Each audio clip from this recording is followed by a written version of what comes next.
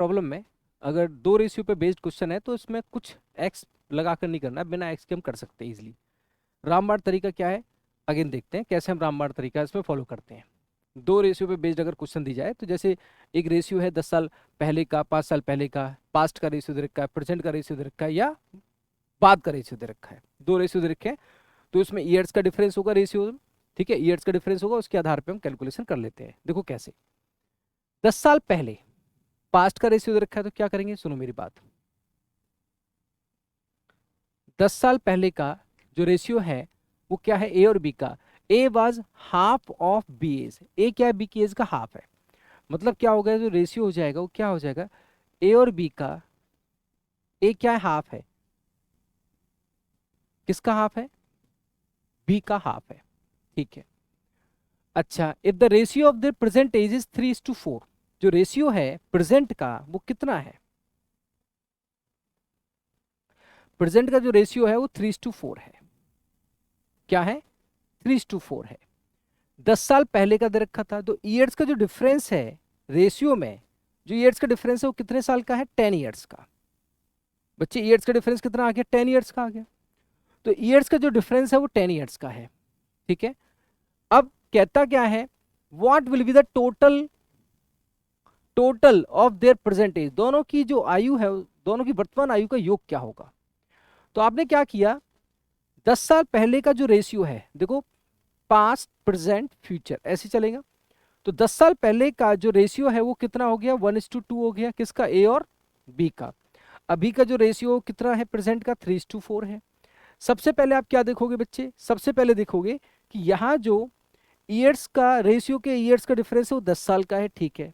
ए का जो रेशियो है 10 सालों में कितना अंतर आया, तो यहाँ पे क्या रेशियो में अंतर आया, 2 का।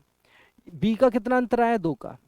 अगर ये रेशियो क्या है, समान है, ये रेशियो क्या है, समान है, ए का भी समान रूप से चेंज हुआ और बी का भी समान रूप से चेंज हुआ, 2 2, तो और ईयर्स का डिफरेंस कितना है, 10 का। तो सिंपल सा क्वेश्चन क्या हो गया, यहाँ पे टू रेशियो की जो वैल्यू है बेटा वो क्या आ गई, ईयर्स की वैल्यू कितनी है, 10 की, तो 1 रेशियो की वैल्यू कितनी हो गई, 5, तो 1 रेशियो की वैल्यू कितनी हो गई, 5।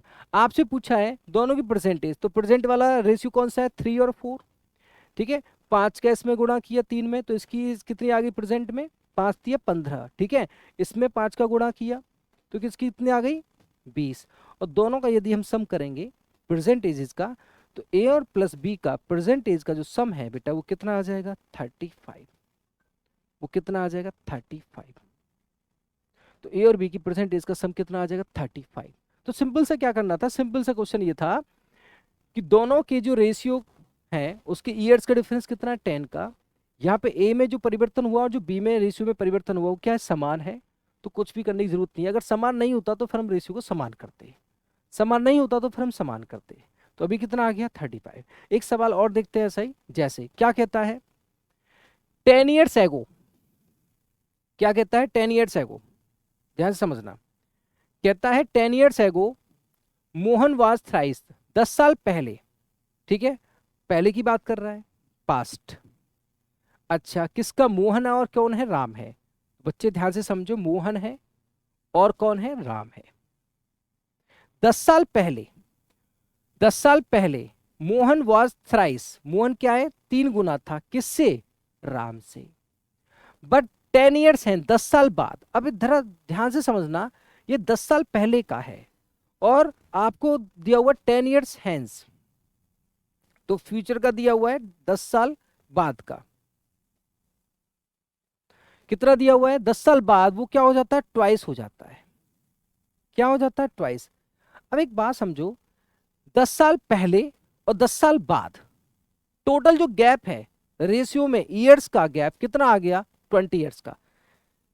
10 साल पहले 10 साल बाद, तो टोटल जो गैप है वो कितना आ गया, 20 ईयर्स का। भाई 10 साल पहले, ठीक है, और 10 साल बाद, टोटल जो गैप है ईयर्स का वो कितना आ गया बेटा, 20 ईयर्स का गैप आ गया। टोटल जो गैप है रेशियो में ईयर्स का वो कितना आ गया, 20 ईयर्स का गैप आ गया, 10 साल पहले और 10 साल बाद। अच्छा, एक चीज अब यहाँ पे देखिए, क्या टोटल जो गैप है 20 ईयर्स का है, ये जो गैप है मोहन के रेशियो में वो कितना है, 1, और ये जो गैप है ये क्या है, 0। ये जो गैप है ना रेशियो में क्या होना चाहिए, बराबर होना चाहिए। अगर बेटा ये बराबर है, जो कि प्रीवियस क्वेश्चन में क्या था, बराबर था, अगर ये बराबर नहीं है तो क्या करेंगे, इसको बराबर करेंगे। बराबर करने के लिए क्या करेंगे, देखो क्रॉस मल्टीप्लाई, ये रेशियो का डिफरेंस कितना है 2, यहां पे कितना आ रहा है 1, क्या करेंगे, नीचे वाले का जो डिफरेंस है, इस डिफरेंस का नीचे वाले का ऊपर वालों में मल्टीप्लाई कर देंगे, और ऊपर वाले का जो डिफरेंस लिया इसका नीचे वालों में मल्टीप्लाई कर देंगे। 1 का मल्टीप्लाई किस में करो, 3 में, तो 3 आएगा, ठीक है, और यहां 1 आएगा। 2 का मल्टीप्लाई करो 2 में तो क्या आएगा, 4 आएगा। 2 का मल्टीप्लाई करो 1 में तो क्या आएगा, 2 आएगा। अब जरा रेशियो का डिफरेंस देखो बेटा क्या आएगा, यहां पे कितना आ रहा है 1, यहां भी कितना आ रहा है 1, समझ में आ गई बात। तो अब यहां पे देखो 1 1, तो 1 रेशियो की जो वैल्यू है वो कितनी आ गई, ईयर्स का डिफरेंस कितना है 20 ईयर्स का, 20 आ गया। लेकिन ध्यान रहे ये जो है 10 साल पहले का है रेशियो, और ये 10 साल बाद का है, ये आफ्टर 10 ईयर्स का है, ये 10 साल पहले का है।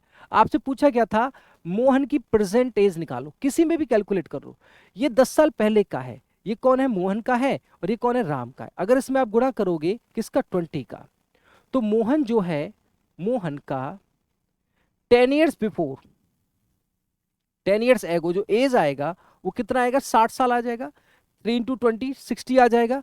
तो प्रेजेंट में क्या आ जाएगा 70, तो प्रेजेंट में क्या आएगा बेटा 70, 10 इसमें जोड़ देंगे, ठीक है। अगर आप इसमें मल्टीप्लाई करते 10 साल बाद का है तो गुणा करते 20 का तो 80 आ जाता, 10 साल बाद 80 का होगा तो प्रेजेंट में कितना हो जाता, 70 का ही हो जाता। तो कैसे भी कैलकुलेट कर लो आप, कोई फर्क नहीं पड़ता। तो अगर रेशियो का डिफरेंस यहाँ पे इक्वल ना हो तो बेटा क्रॉस मल्टीप्लाई करके इक्वल कर लेते हैं, और अगर पहले से इक्वल है तो कोई टेंशन वाली बात ही नहीं है। तो इस तरह से हम जो दो दो रेशियो दे रखे होते हैं, प्रेजेंट, बिफोर एगो या हेंस आफ्टर का, तो उसके आधार पे हम इस तरह से कैलकुलेशन करते हैं। तो बेहतरीन शॉर्ट ट्रिक के आधार पे ऐसे चलना है जिसमें एक्स को लेने की जरूरत ही नहीं है, ठीक है।